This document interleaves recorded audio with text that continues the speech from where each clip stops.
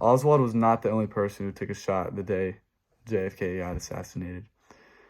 According to an article on History.com titled "Why the Public Stopped Believing the Government About JFK's Murder," two acoustic experts, or sound experts, reported that there was a 95% certainty that the recording revealed that 4 shots had been fired at the motorcade. The House committee then came to the conclusion that there was a second shooter on the grassy knoll. And in the video of John F. Kennedy getting shot, it shows him getting shot in the front right, which would indicate that he got shot from the front right, which was potentially the fatal shot that killed John F. Kennedy.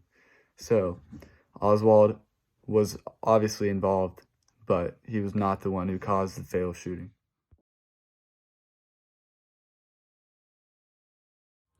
From the information I got from the National Archives that supports that Oswald was the one that took the shot, it says that when Oswald was arrested, he took a paraffin test, and which is a test that detects if nitrate from the gunpowder was on his skin and whatnot, which decides whether he shot the bullet. That he tests positive for nitrate being on his hands, and it's able to tell that he was the one to shoot the bullet.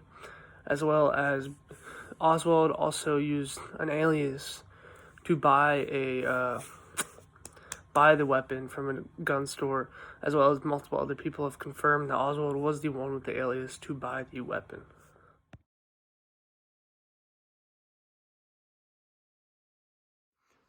Oswald did not act alone. According to Conspiracy in Camelot, Lyndon Johnson, vice president, had his financial sponsor, George Brown, set up meetings at the Dallas Petroleum Club with Sid Richardson, H.L. Hunt, Harold Bird, and George de Moherstreist. He was a close friend of Oswald's, and he had killed himself many years after the assassination while he was writing a book on Oswald. This shows that these other people were most likely involved, and that he was not the only one involved in the shooting, which killed John F. Kennedy. The evidence I got from ABC News' interview with Gerald Posner, author of a book about JFK's assassination, there is no evidence that supports that Lee Harvey Oswald worked with somebody or that he worked with the government. No evidence at all. Lee Oswald had his own political views. He wasn't very American or that much of a patriot. He had more anarchist political views, and there's no evidence at all that shows the Secret Service was corrupt the day Kennedy got assassinated or at all before. And security levels weren't that high had that high of expectations back then compared to what they do have nowadays.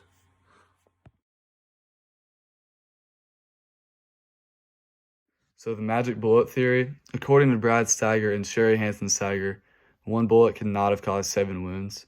The bullet entered through the back, traveled through the ribs, the right wrist, and traveled to the left leg of Governor John Connally. One bullet could have not caused 7 wounds, and the way they're describing where the bullet traveled through means it would have had gone in a zigzag to match up with their point of where the bullet traveled, went through. And the bullet that the hospital found looked completely different than the one the FBI people found. And this shows that it couldn't have been one bullet causing 7 wounds, because it would have gone in, saying that it would have gone in a zigzag through John F. Kennedy and Governor John Connally. The information I got from the War Commission as well as National Archives that proves and supports the magic bullet theory. The evidence I got from them proves and shows that Kennedy and Connally were both hit at the same time with the same bullet, as well as from the Zapruder film as well. Between the time frames of them getting hit, there's no possible way Oswald could have gotten off 2 shots, in which this proves that they both got hit by the same bullet. As well as this supports with Oswald working alone, but also there's no possible way that Oswald could have taken 2 shots and in that time frame from the Zapruder film.